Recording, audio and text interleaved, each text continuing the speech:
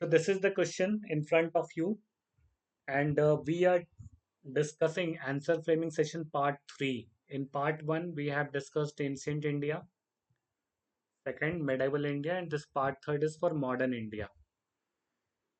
तो यहाँ पर हम मॉडर्न इंडिया को जो देख रहे हैं इसका भी स्टेज 2 चल रहा है. स्टेज 1 में हमने डिस्कशन किया था about the overall story of modern India. तो दिस इज स्टेज 2. स्टेज 2 में हम लोग स्टेज 2 का भी पार्ट 1 है, पार्ट 2 कल होगा. पार्ट 1 में हमने ये क्वेश्चन दिया है तुम्हें, और पहले ही बता दिया गया था एक वीक पहले कि आज हम लोग ये डिस्कस करने वाले हैं. तो आई होप जिन लोगों की भी प्रिपरेशन अच्छी है वो इस पर अब लिखना शुरू करें, या हम लोग डिस्कशन स्टार्ट करते हैं. तो क्वेश्चन समझ गए होंगे सब लोग. द क्वेश्चन देखो क्या है.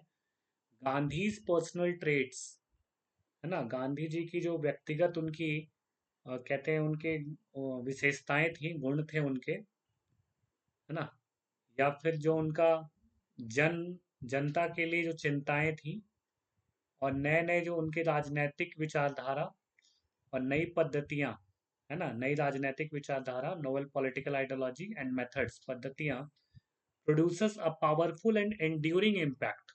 इसने क्या किया, जो गांधी जी की नई राजनैतिक विचारधाराएं और पद्धतियां थी उसने क्या किया, एक बहुत शक्तिशाली लंबे समय तक टिके रहने वाला प्रभाव, है ना, लोगों के दिमाग पर छोड़ा था. मतलब लोगों के दिमाग पे एक छाप छूटी थी in the end the course of freedom struggle. ठीक है, impact on people's mind and the course of freedom struggle. तो लोगों के दिमाग में गांधी जी की जो विचारधाराएं थी, पॉलिटिकल आइडियोलॉजी, ठीक है, और राजनैतिक जो विचारधारा प्लस जो पद्धतियां थी, है ना, और उनका जो चिंताएं थी, मास को लेकर जो चिंताएं थी, और उनकी खुद की जो पर्सनल खूबियां थी, इन सब ने मिलकर एक बहुत शक्तिशाली और लंबे समय तक टिकने वाला छाप यानी इम्पैक्ट, प्रभाव लोगों के दिमाग पर छोड़ा, तथा स्वतंत्रता संग्राम के लिए रास्ता भी निकला and the course of freedom struggle. ठीक है, तो यहाँ से स्वतंत्रता संग्राम का जो रास्ता निकल रहा था, गांधी जी के पर्सनल ट्रेट्स और जो उनकी चिंताएं थी जनमानस को लेकर, कंसर्न फॉर द मासेस, उनकी नई राजनीतिक विचारधारा और जो मेथड्स थे, इन सब के कारण ही फ्रीडम स्ट्रगल का यानी स्वतंत्रता संग्राम का रास्ता दिखाई दिया. तो इस इन्वर्टेड कॉमा में जो क्लोज किया गया है इसको हम डिस्कस करेंगे, discuss in the light of ideological and political methods of Gandhi. ठीक है, अब डिस्कस क्या करना है, चर्चा करनी है इसी इन्वर्टेड कॉमा में जो सेंटेंस लिखा हुआ है, यहाँ से इन्वर्टेड कॉमा स्टार्ट्स और यहाँ inverted comma close. Inverted comma के अंदर जो सेंटेंस है इसको डिस्कस करना है किस परिप्रेक्ष्य में, गांधी जी के विचारधारा और उसका जो राजनीतिक पद्धतियां हैं उनके परिप्रेक्ष्य में इस लाइन को डिस्कस करना है. ठीक है, समझ गए, मतलब इस सेंटेंस को डिस्कस करना है जो इन्वर्टेड कॉमा में. I hope you understand the question. ये समझ में आ गया सबको? जी sir. Yes sir. Lalita? Yes, sir. Okay. Now let's start writing. Sumit, are you getting my point? Yes sir. ठीक है. So let's start with the introduction. Now you tell me what could be the introduction for this question. भूमिका क्या होनी चाहिए? तुम्हें 2-4 sentence में बताना है सबको, एक एक करके बताओ.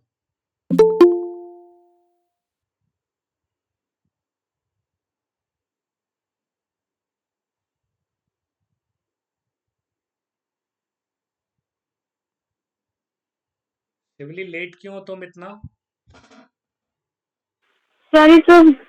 ऑलमोस्ट टाइमिंग देखना लेट हो गया. लेट हो और पूरा इंट्रोडक्शन देखो हो गया इस पे, तो बहुत सारी चीजें Sorry, मिस sir. हो जाती हैं. आगे से एकदम टाइम पे रहना है ना। Yes sir. देखो अभी मैं फिर से बता दूं, ये क्वेश्चन है हमारा, मैंने इसको डिस्कस भी कर लिया, इसका मीनिंग भी बता दिया सबको। अब हम इस क्वेश्चन को लिख रहे हैं। ठीक है, तो तुम अभी क्वेश्चन फटाफट स्क्रीनशॉट ले लो, चाहे जैसे भी कर लो अपना, क्योंकि अब टाइम नहीं है बहुत ज़्यादा। स्क्रीनशॉट ले लो यस सर। और चलो आगे चलते हैं। Yes, okay. बताओ इसका डिस्कशन, मतलब डिस्कशन पार्ट में इंट्रो में क्या लिखेंगे हम लोग, वन बाय वन।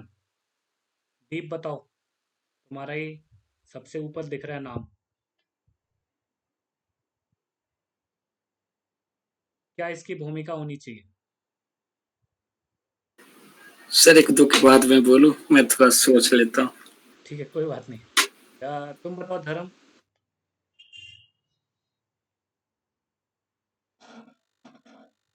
धर्म, what could be the introduction? Sir वहां से स्टार्ट कर सकते हैं कि एज फार एज ये मिडिवल हिस्ट्री कंसर्न है तो गांधी जी का आइडियोलॉजी और नॉन वायलेंस और ट्रूथ के बारे में। ठीक है, ये तो तुम आंसर में लिखोगे है ना, लेकिन इंट्रोडक्शन में कैसे लिखोगे? इंट्रो में ये स्टार्ट करेंगे ना सर कि मिडिवल हिस्ट्री में मतलब मेन जो मॉडर्न इन्वॉल्व हिस्ट्री में, हाँ। ठीक है, बोलो बोलो। वही सर कि गांधी जी का बिलीफ किया था कि एक डेमोक्रेटिक स्टेट है तो उसमें सभी का सभी मतलब खुद के खुद रूलर है, ऐसा सभी के लिए खुद भूमिका अलग है। मतलब देखो यहाँ पर जब गांधी आ गए, गांधी का नाम है और गांधी के बारे में ही क्वेश्चन है, तो गांधी जी के पर्सनल ट्रेट्स, उनका ओवरऑल जो आउटलुक है ना, ब्रॉडर जो पॉलिटिकल आउटलुक है, basically we are concerned here with the broader political outlook of Gandhi ji. Gandhi ji का ब्रॉडर पॉलिटिकल आउटलुक जो था, है ना, उसको तुमको थोड़ा सा समझाना पड़ेगा इंट्रोडक्शन में। बताओ ललिता।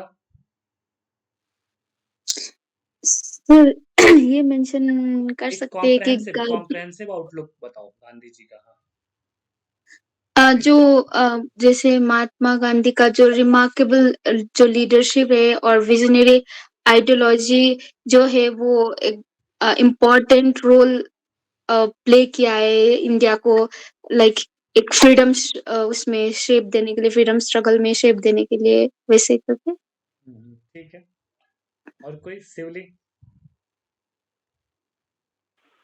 तो हम भी वही गांधी जी का पर्सनालिटी टाइप की तरह डिस्क्राइब करेंगे कि वो किस आइडियोलॉजी पे बिलीव करते थे और वो इतने एक मासेस को लेके इन्फ्लुएंस करने का पावर रखते थे, जिसकी वजह से उनका आइडियोलॉजी इस तरह से मासेस के अंदर स्प्रेड किया। उसके साथ वो वर्क भी करते थे बहुत सारा सोशल वेलफेयर, जिसकी वजह से वो मासेस से बहुत क्लोज आ पाए। मतलब मास वाला पॉइंट तुमने बता दिया। और दूसरा कुछ, सुमित जोशी बताओ भाई सुमित।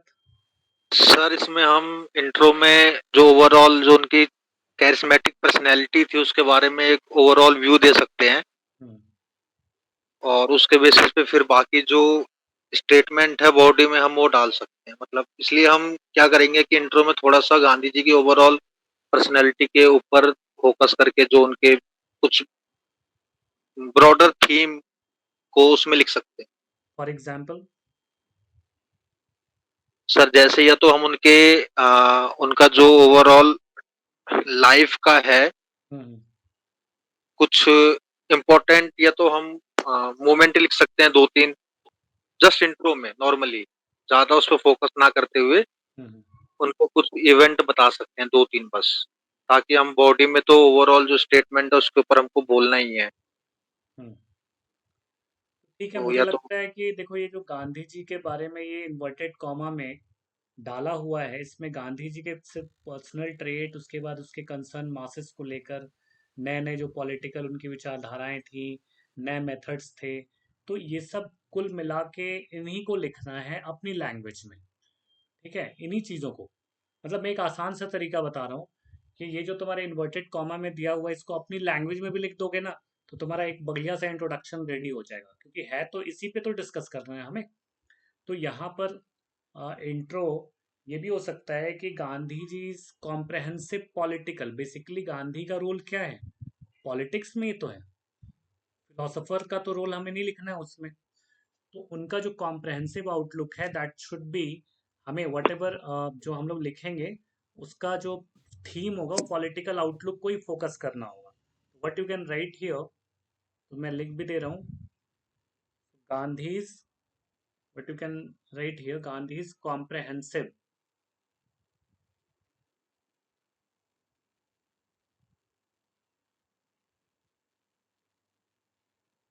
Political outlook. कॉम्प्रहेंसिव मतलब पूरी तरह से पॉलिटिकल आउटलुक was concerned,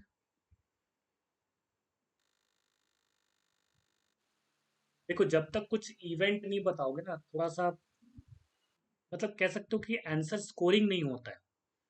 बहुत जनरल आंसर लिखने से स्कोर कम मिलेगा, ऑब्वियसली एवरेज मार्क्स भी मिल सकता है, लेकिन थोड़ा स्पेसिफिक हो जाओगे, जैसे तुमने गांधी के बारे में बहुत पढ़ा है, सब लोग पढ़ रहे हैं, एथिक्स में भी पढ़ रहे हैं, और हिस्ट्री में तो तुमने पढ़ा ही, और हिस्ट्री का ही टॉपिक है। तो उनका कंसर्न क्या था, उनकी मेन चिंता, मतलब जो गांधी जी का जो पॉलिटिकल आउटलुक, जो उनका आउटलुक बना था, उनकी इमेज बनी थी राजनीतिक, जो उनकी इमेज बनी थी, वो किस लिए बनी थी, क्योंकि वो कुछ काम को लेकर बहुत ज़्यादा पॉपुलर हो गए थे, है ना।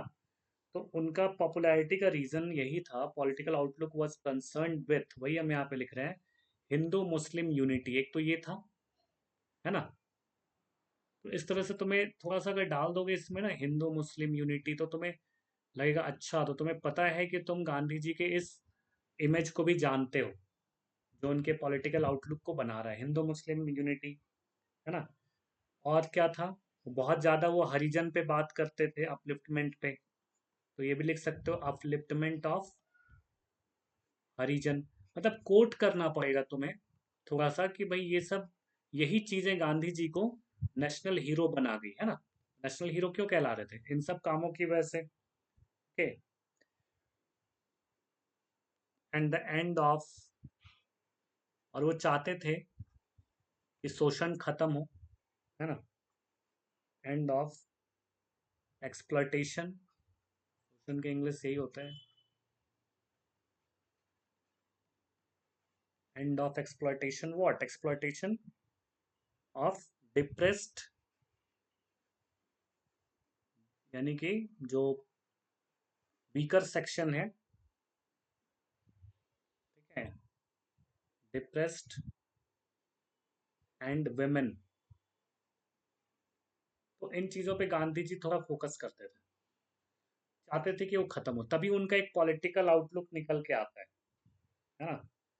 तो women, what you can right, अब इसमें तुम यहाँ पे देख सकते हो कि women and the cumulative effect, अब इन सब का जो इफेक्ट हुआ, है ना, क्यूमुलेटिव, दो तीन कोट, ज्यादा कोट नहीं करना, पूरी जिंदगी भर की कहानी नहीं लिखनी उनकी, उनका देखो पूरा क्वेश्चन कंसर्न यही है, discuss in the light of ideological and political methods of Gandhi.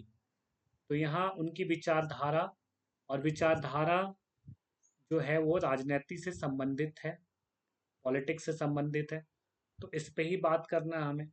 और अगर ये विचारधारा राजनीति से संबंधित नहीं होती तो फ्रीडम हमें नहीं मिलती फाइनली, आई मीन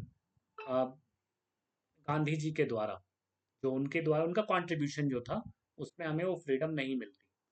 तो यहाँ पर हम देख रहे हैं कि गांधी जी का जो पॉलिटिकल आउटलुक बना है, वो उनमें यही सारी आइडियोलॉजी तो थी, विचारधारा ही तो है ये, हिंदू मुस्लिम यूनिटी की आइडियोलॉजी, अपलिफ्टमेंट ऑफ हरिजन की विचारधारा, एंड ऑफ एक्सप्लॉयटेशन, शोषण को खत्म करना, डिप्रेस्ड क्लास और वुमेन का भी एक्सप्लॉयटेशन को एंड करना, यही सब तो विचारधारा थी। और इसी विचारधारा से क्या हुआ, गांधी जी का पॉलिटिकल आउटलुक बन के आया, पॉलिटिकल इमेज पूरे नेशन के सामने बन गया, और वो नेशनल हीरो बन गए, ठीक है। तो क्यूमुलेटिव इफेक्ट, अब यहाँ पे तुम ये इस क्वेश्चन के इंट्रोडक्शन को जब लिख रहे हो, तो इफेक्ट वाज, इसको फ्रीडम स्ट्रगल से ऐड जोड़ सकते हो, was his, I mean what you can write, हाँ cumulative was his emergence to national leadership, है ना, यही लिखना, his emergence to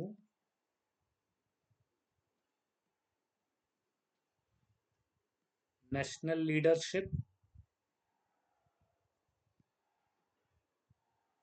and ultimately, finally क्या हुआ, अंततः लेड टू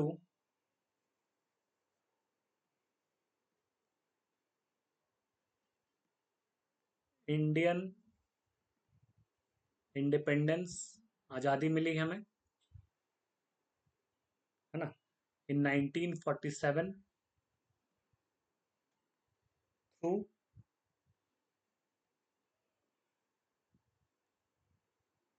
फ्रीडम स्ट्रगल्स।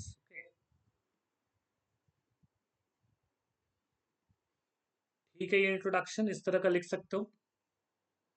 अब तुम्हें इसमें पूरा उनका पॉलिटिकल आउटलुक भी मिल गया, और तुमके क्वेश्चन में यहाँ पे दिख रहा है and the course of freedom struggle, तो ये सब कुछ इसमें आ गया इंट्रोडक्शन में। ओके, तो इस तरह से तुम्हें इंट्रोडक्शन लिखना है। नाउ लेट्स स्टार्ट द मतलब इसमें पूरी एक कहानी आ गई मोटे तौर पे। अब हम आंसर लिखना स्टार्ट करते हैं। आंसर होगा, तो आंसर में क्या देखो, discuss in the light of ideological and political methods. Now our concern will be the political and ideological methods of Gandhi. हमारा ये कंसर्न रहेगा। Okay, let's start. अब देखते हैं इंट्रो के बाद बॉडी में आते हैं, means the content part of the answer. कैसे लिखेंगे इसको?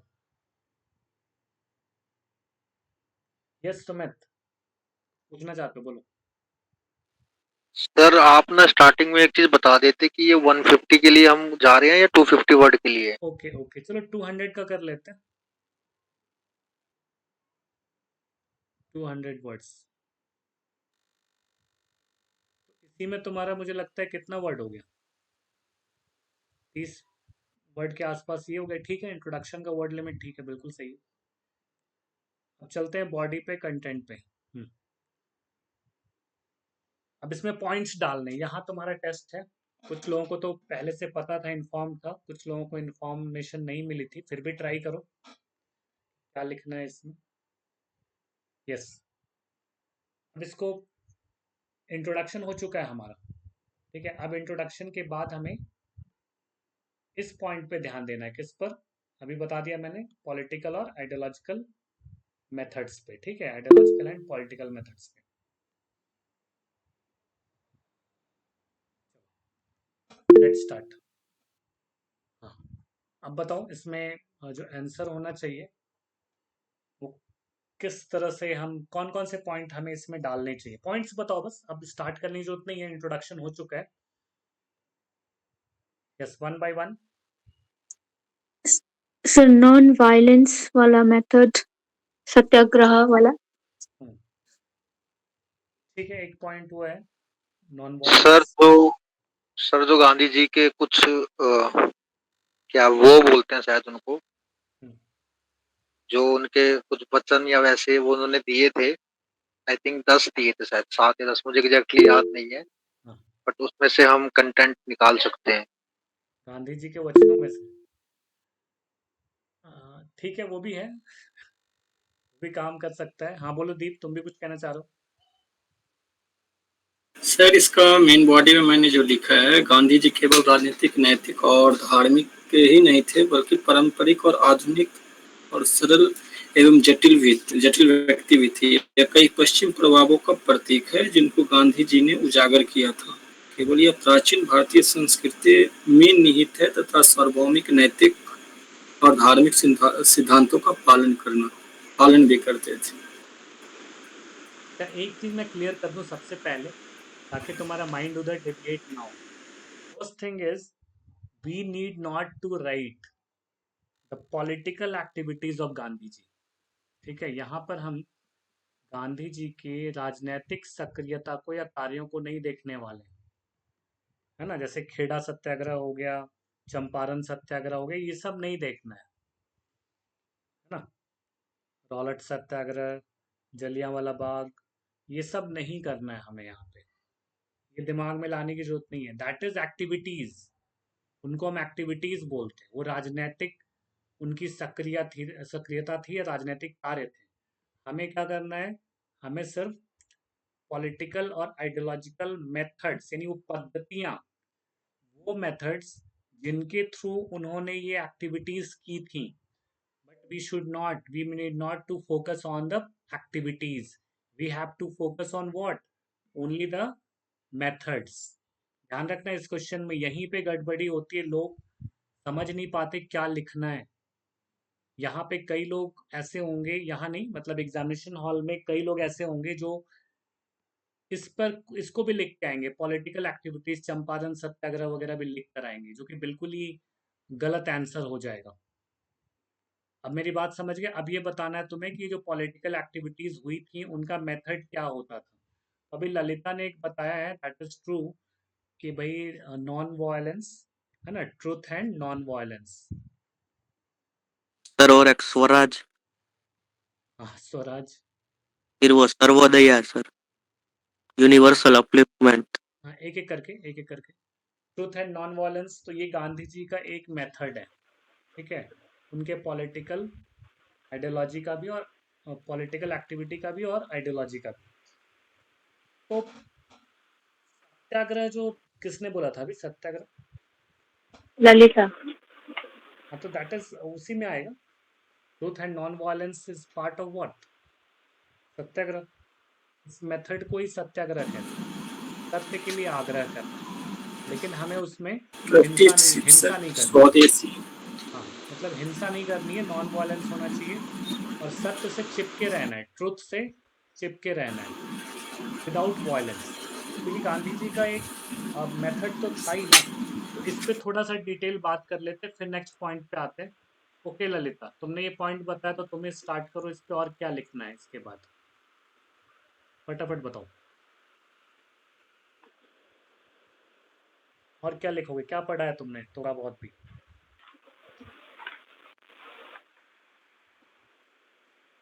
सर नॉन वायलेंस में ये नॉन वायलेंट प्रोटेस्ट किया, इसमें मार्चेस नॉन वायलेंस ही था, हम्म, ये सब, और सिविल डिसोबीडियंस।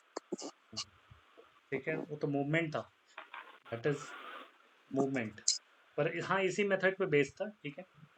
तो गांधी जी का एक मेथड है ट्रूथ एंड नॉन वायलेंस, है ना, और ये it was a hallmark of Gandhian political strategy,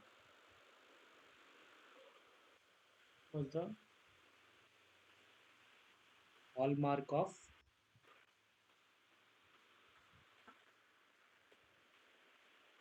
Gandhian political strategy. उनकी जो राजनीतिक रणनीति थी उसका मुख्य केंद्र बिंदु यही था, ट्रूथ एंड नॉन वायलेंस, है ना, सत्य और अहिंसा।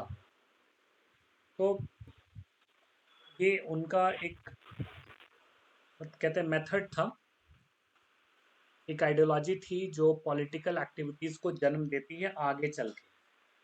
कांस्टेंट फाइट करना है ट्रुथ के लिए, विदाउट वायलेंस, किसी को अपोनेंट को मारना पीटना नहीं है, फोर्सफुल कोई काम नहीं कराना है। हाँ, it was not the method of forceful conversion, was not the method of forceful conversions। अगर सामने वाले से कोई बात मनवानी है तो फोर्सफुली नहीं मनवानी है ना, no room for retaliation and all, तो यही बताना है। तो ये तब तक करना है जब तक सामने वाला अपनी मतलब जो गलतियां करता करता थक ना जाए, तब तक ये सत्याग्रह चलता रहता है, ठीक है। एक पॉइंट ये हो गया, यस।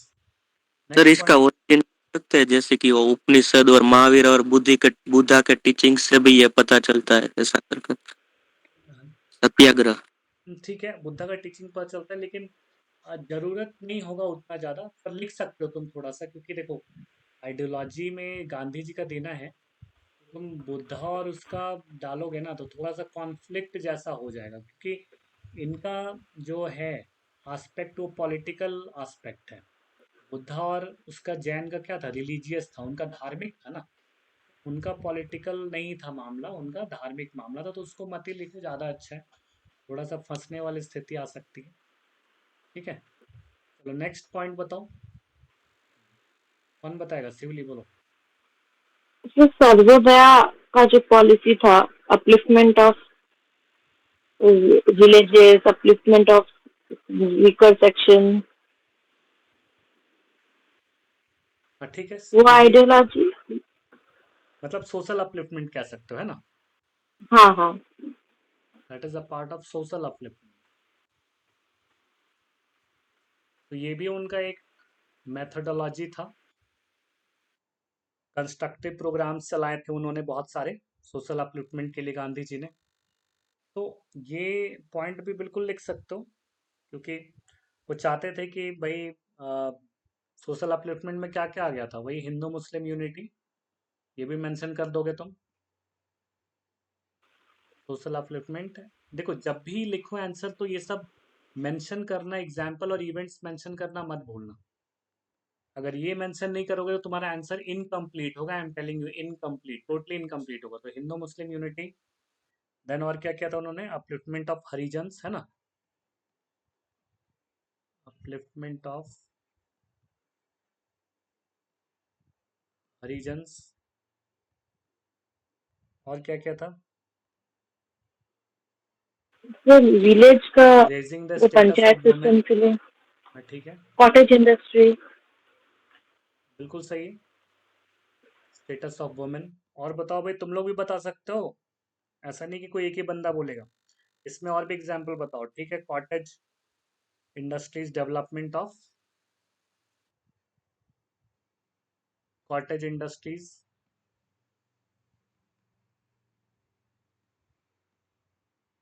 ओके। और वो क्या किया था उन्होंने? बॉयकॉट ऑफ फॉरेन क्लोथ, है ना? स्वराज। हाँ वही स्वराज, फॉरेन क्लोथ्स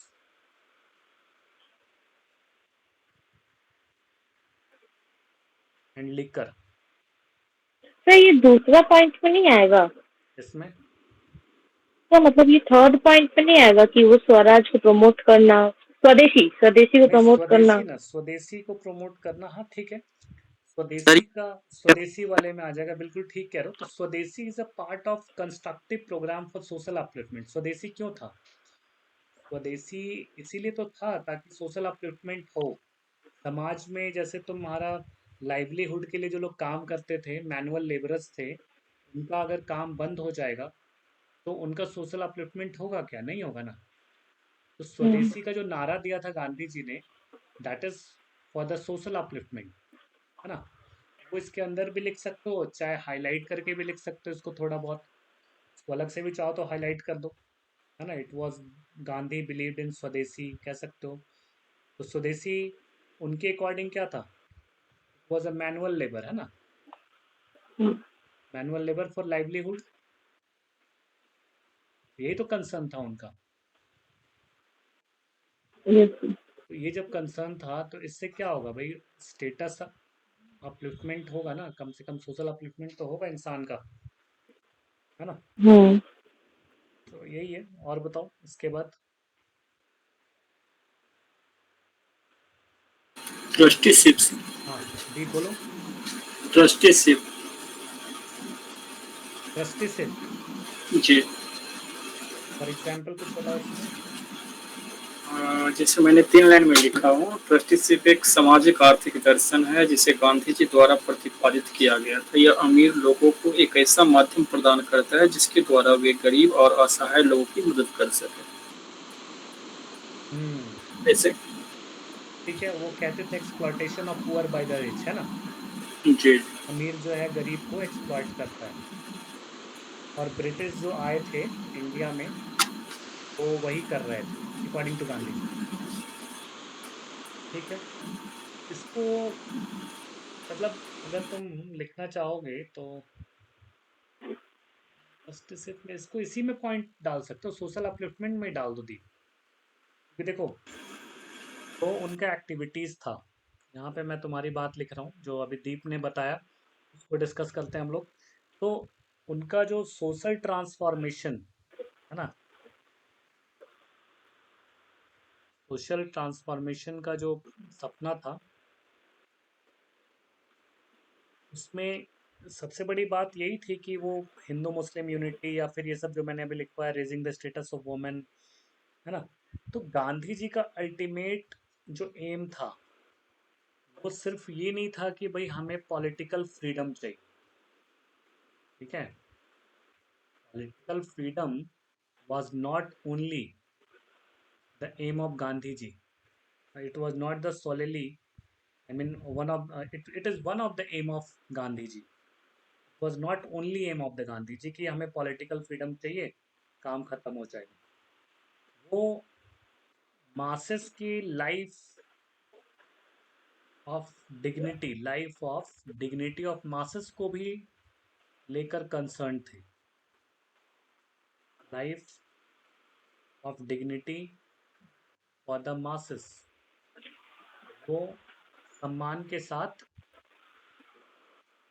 जी सके, है ना। तो इसमें क्या था, सम्मान के साथ जीना क्या होता है, सम्मान के साथ जीना या फंडामेंटल राइट तुम जब पढ़ते हो पॉलिटी में, तो वहाँ भी उसका भी मुख्य मुद्दा जो है गांधी जी गांधीयन थॉट से ही जुड़ा हुआ है, and that is about social upliftment. Constitution में बहुत सारी चीज़ें वहाँ से भी ली गई, गांधीयन थॉट से भी। तो समाज में उत्थान जो होता है, अगर हम सम्मान के साथ, अगर तुम्हारी जिंदगी चल रही है समाज में, अगर तुम सम्मानित रूप से तुम्हें सम्मान मिल रहा है, यानी पूरे मास को, जनमानस को सम्मान मिल रहा है, डिग्निटी मिल रही है, तो that is a part of social transformation and social upliftment, ठीक है। तो जो इंग्लिश रूल था, है ना, उसमें क्या था कि exploitation of the poor by the rich. यहाँ पर जो उनका पॉलिटिकल स्ट्रगल गांधी जी का पॉलिटिकल स्ट्रगल जो था, that was against this thought. वो चाहते थे कि ब्रिटिश एक्सप्लॉइट ना करें, है ना। तो तभी सोशल एंड इकोनॉमिक अपलिफ्टमेंट होगा। इसी में डाल दो दीप, ठीक है। Yes sir. Upliftment is possible,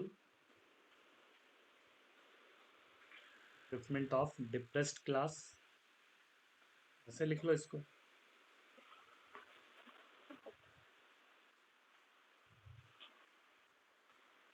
और सर एक और पॉइंट आ रहा है हम्म, कि तो मतलब वो लिंक क्रिएट करना बिटवीन डिफरेंट क्लासेस, जैसे हिंदू मुस्लिम का लिंक क्रिएट करना, एक ग्राउंड देना, फिर रिच पुअर का एक कॉमन ग्राउंड देना, ताकि वो एक साथ एक आइडेंटिटी पे वर्क कर सके। नहीं, that is part of the, what you can say, Gandhi ji के वो किसी न किसी थॉट का ही पार्ट है। हमें उनके थॉट प्रोसेस को ही समझना है, उनके आइडियोलॉजी का, उनके पॉलिटिकल आइडियोलॉजी को, या फिर जो इनका आइडियोलॉजी है सोसाइटी और इकोनॉमी को लेकर, उस पर करना है। वो तो उसके हम्म। एग्जाम्पल्स हो जाएंगे जो तुम बता रहे हो ना, हम्म। वो उनके एग्जाम्पल हो yes, जाएंगे। sir. समझ गए बात को। जैसे ये सब एग्जाम्पल yes, है, sir. Hindu Muslim unity, upliftment and raising the status of Harijans, women, hmm. Development of party, ये सब इस तरह के एग्जाम्पल हो गए जो तुम बता रहे हो अभी। लेकिन सर ये हाँ बोलो, यस। सर ये इस मेथड में ये सेल्फ सेक्रीफाइस उनका जो था, फास्टिंग, ये सब भी इन्वॉल्व, मतलब मेंशन कर सकते हैं, फास्टिंग सब भी सेल्फ सेक्रीफाइस किया था। उनको अदर स्ट्रैटेजी में डाल सकते हो। सत्याग्रह तो तुमने लिखा था, अभी नहीं लिखा, हमने डिस्कस नहीं किया ना। सत्याग्रह कर लिया है, सत्याग्रह कर लिया थोड़ा बहुत, नॉन वायलेंस। अच्छा देखो, सत्याग्रह के बाद उसको अदर स्ट्रैटेजी, बिल्कुल ठीक है, ये पॉइंट अच्छा बोला है इसने, ललिता ने, कि अदर स्ट्रैटेजीज में डाल दो, other political strategies.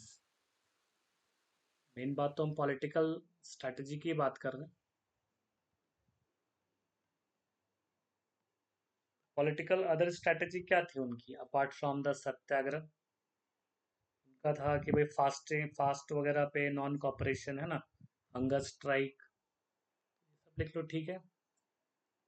Other political strategies like hunger, ये भी तो एक मेथड था उनका। हम किसकी बात कर रहे हैं? मेथोडोलॉजी की बात कर रहे हैं। हमारा आंसर क्या निकलना? Political methods, ideological and political methods of Gandhi, उसमें ये भी आ जाएगा। हंगर स्ट्राइक करते थे, है ना, मार्चेस करते थे, मार्च करते थे ना, हड़ताल, फैक्ट्रियों में हड़ताल वगैरह, कोर्ट अरेस्ट देते थे वो। ये सब उनकी पॉलिटिकल स्ट्रैटेजी का ही पार्ट होगा। जैसे सिविल डिसोबीडियंस वगैरह था वो, जिसमें नॉन कॉपरेशन, ये भी लिख लो एक, ये अदर पॉलिटिकल स्ट्रैटेजी में आ जाएगा।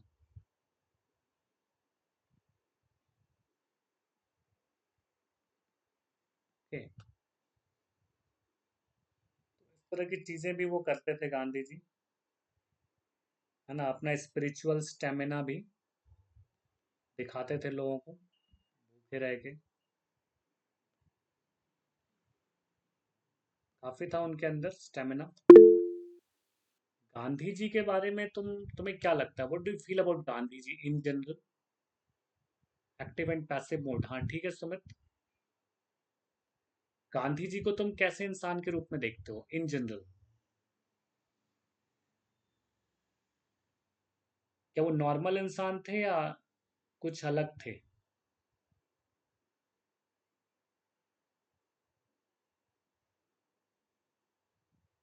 दीप, धर्म, ललिता, शिवली, सुमित, कोई भी बताओ।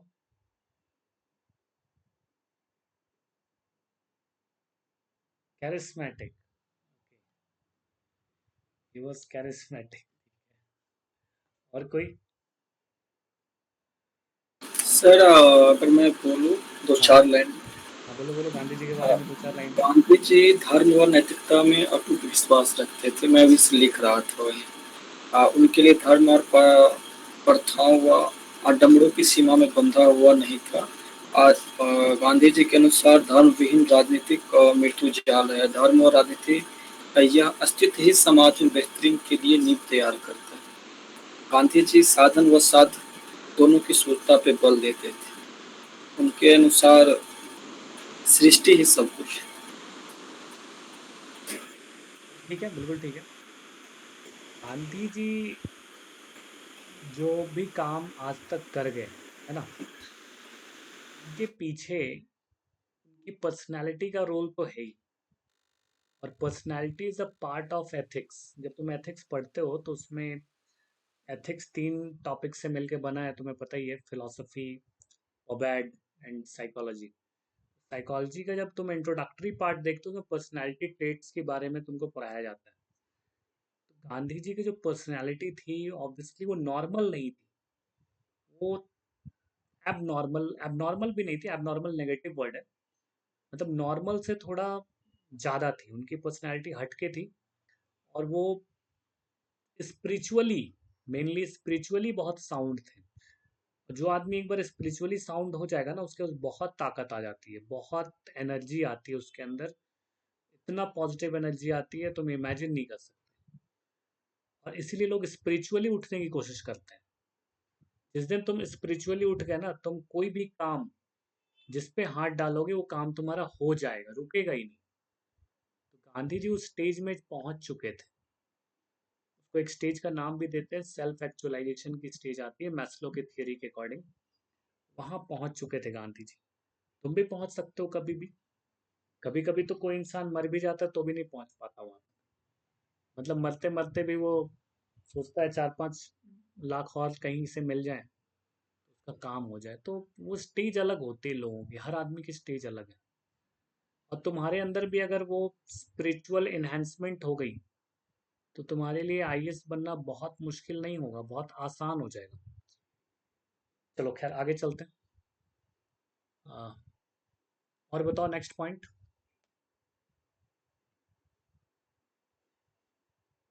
तो ये उनकी आइडियोलॉजीज थी, ठीक है। एक दो पॉइंट और बता दूं, क्योंकि 250 वर्ड तो हो ही जाएंगे। इनको अगर तुम एक्सप्लेन करोगे तो ठीक ठाक वर्ड लिमिट में पहुंचेगा। ट्रूथ एंड नॉन वायलेंस को पूरा एक्सप्लेन करना पड़ेगा तुम्हें विथ एग्जांपल्स। फिर यहाँ जो तुम बात कर रहे हो ये पूरा सोशल अपलिफ्टमेंट, ये तो कम से कम अकेले 50 to 70 वर्ड्स में चला जाएगा। ठीक है, इस सोशल अपलिफ्टमेंट वाली बात, इसको मैंने बस पॉइंट डाला है। थोड़ा बहुत भी एक्सप्लेन करोगे तो बहुत ज़्यादा निकल के आएगा मटेरियल तुम्हारे लिए लिखने के लिए। के बाद स्वदेशी को भी तुम अलग से लिख सकते हो, चाहो तो एक पॉइंट, जैसा कि शिवली ने बताया, ठीक है, हाईलाइट कर सकते हो। अदर पॉलिटिकल स्ट्रैटेजी पे भी तुम 20-25 वर्ड आराम से लिख सकते हो। ठीक है, और कुछ बताओ उनके मेथड्स, फिर कंक्लूजन लिख के फिनिश करेंगे इसको, ताकि कल से फिर हम एक नेक्स्ट क्वेश्चन लेने वाले, 2 क्वेश्चन हमारे आई मीन इस पूरे प्रोग्राम के पार्ट है। फिर 2 क्वेश्चन तुम्हें लिखने हैं बाद में, कुछ दिन के बाद 2 क्वेश्चन लिखने हैं जो तुम्हें क्लास में ही लिखना है, और तुम्हें 10 क्वेश्चंस एज असाइनमेंट मिलने वाले हैं जो तुम अपने घर पे लिखोगे। ठीक है, इस बात से ऐड किया गया है मॉडर्न इंडिया, फिर जो भी टॉपिक होता है उसमें 10 क्वेश्चंस तुम्हें मिलेंगे, मॉडल क्वेश्चंस, ताकि तुम मेंस की तैयारी अभी कर लो। मॉडल क्वेश्चंस होंगे। चलो बताओ, और कोई पॉइंट बता दो फटाफट तुम में से। ललिता, धर्म, शिवली, जिनको इन्फॉर्मेशन पहले से थी।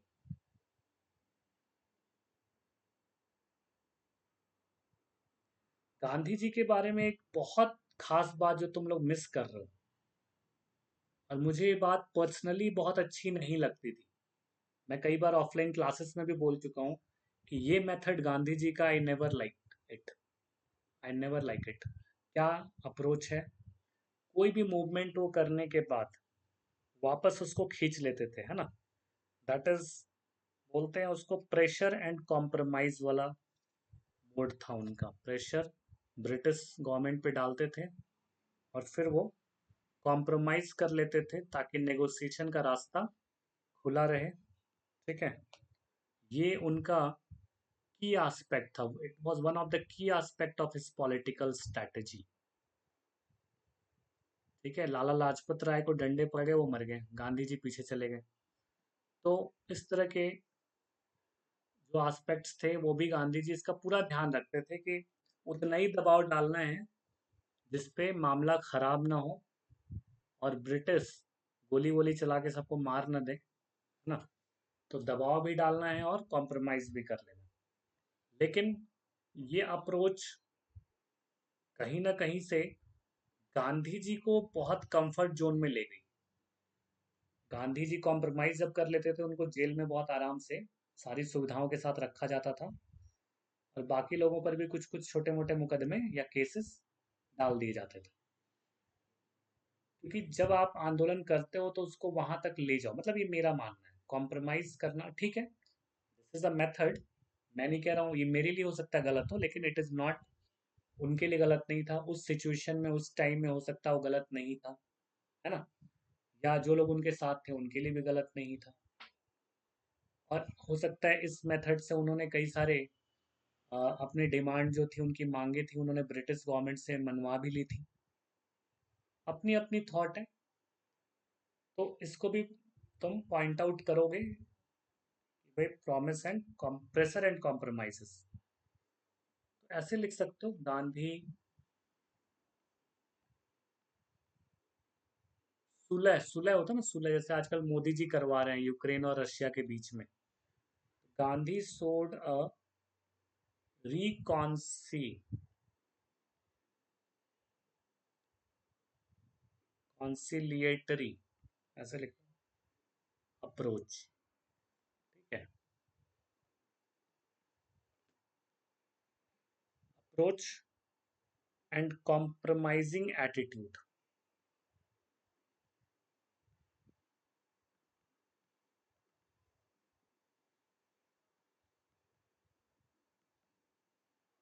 ठीक है,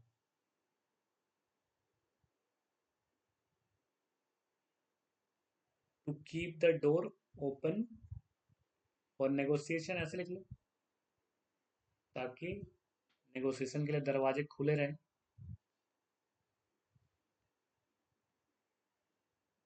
किससे, तो मतलब ब्रिटिश से, तो दिस पॉइंट, ये भी तुम एक पॉइंट डाल सकते हो। तो ये सब थे गांधी जी के अपने खुद के कुछ आइडियोलॉजिकल एंड पॉलिटिकल मेथड्स। ठीक है, now come to the conclusion. चलो कंक्लूजन लिखो फटाफट भाई, बताओ कंक्लूजन क्या होना चाहिए।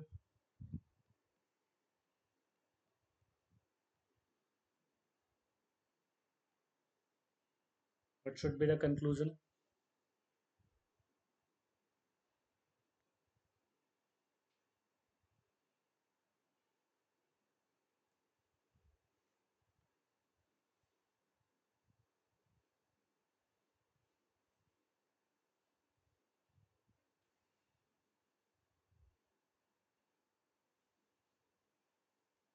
बोलो, एक एक करके बोलो फटाफट, कुछ भी बोलो।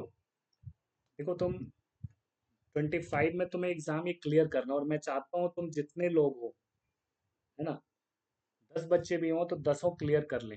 तुम्हारा भी काम हो जाएगा, मेरा भी काम हो जाएगा, स्ट्रगल ही खत्म हो जाएगा सबका। बस ज्यादा लोग मुझे भी नहीं चाहिए, थोड़े बच्चे रहो, लेकिन तुम मेहनत करो, और मैं लगता हूँ तुम लोगों पे 25 के लिए। बोलो दीप, गलत सही कुछ भी बोलो। धर्म, हाँ बोलो दीप।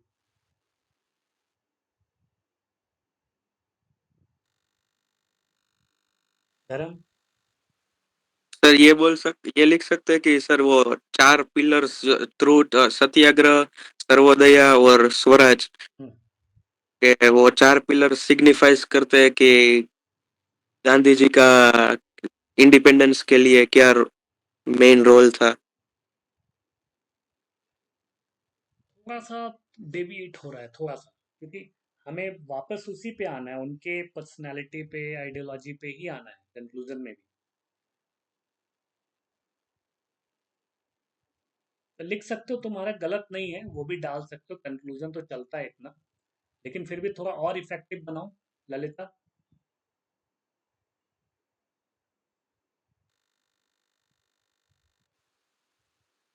शिवली,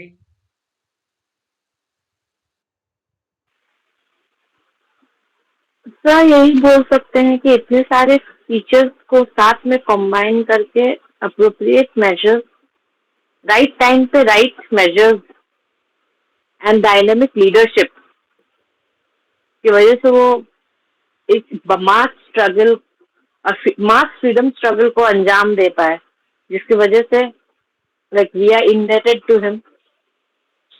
ठीक है, ये भी थोड़ा ठीक है। सुमित,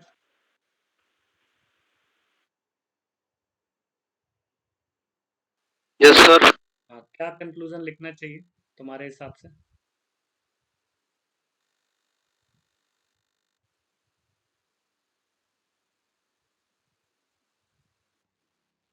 चलो छोड़ो, देखो कुछ भी लिखो, मतलब तब तुम लोग जो बोल रहे हो दैट इज मतलब ट्रू, ऐसा नहीं कि मैं गलत कह रहा हूँ, बस उसको इफेक्टिव बनाना होता है। You have to make your answer effective. Conclusion है तो ये भी हो सकता है, जैसे गांधी, मैं लिख ही दे रहा हूँ, and his personality,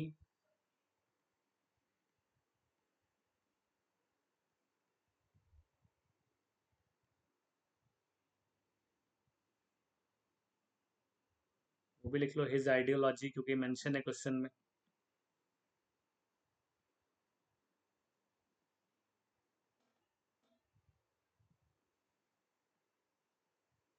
his novel approach to politics.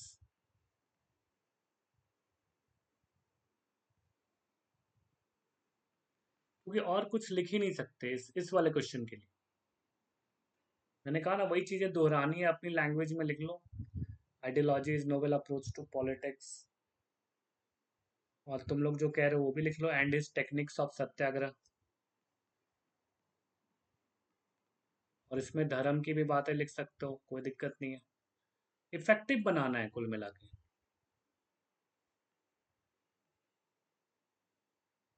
Techniques of Satyagraha.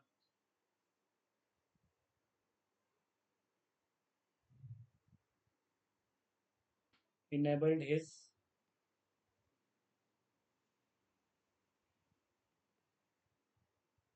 campaign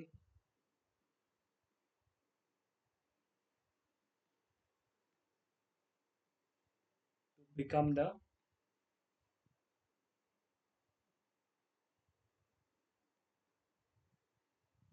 central theme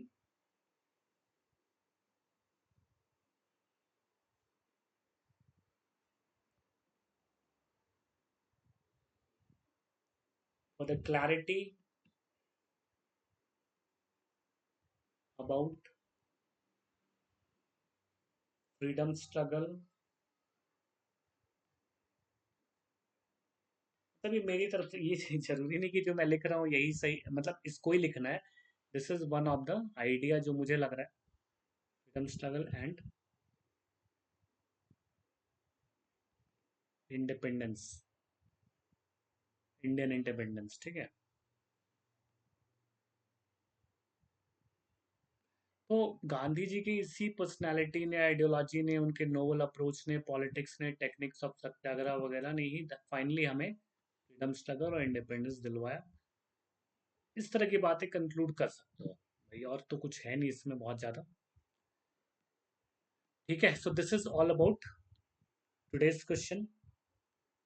कल हम लोग फिर सेम टाइम पे एक दूसरा क्वेश्चन लेंगे जो कि स्टेज 2 का पार्ट 2 होगा. This is answer framing session part 3. Part 3 मतलब this is related with the topic. Ancient first था, मेडिवल सेकंड था और मॉडर्न इंडिया थर्ड है. Modern India third. और सारे टॉपिक में हम 3 स्टेजेस पे काम करते हैं, एक एक टॉपिक पे. तो मॉडर्न इंडिया का फर्स्ट स्टेज हो चुका है. ये स्टेज 2 का भी पार्ट 1 है. स्टेज 2 का भी पार्ट 1 है. पार्ट 2 कल हम देखेंगे एक नए क्वेश्चन के साथ. थोड़ा टाइम और है, एक बार और रिवाइज कर लो एनसीईआरटी, और कल मिलते हैं फिर एक नए क्वेश्चन के साथ. ठीक है. कंक्लूजन वाला स्लाइड एक बार ओपन कीजिए. कौन सा? कंक्लूजन वाला. तो इस अच्छा, ये इंट्रोडक्शन वाला. तो in this way we have to prepare, I mean we have to write the answers. देखो, आंसर राइटिंग सेशन नहीं है, ये फ्रेमिंग सेशन है. हम लोग फ्रेम कर रहे हैं.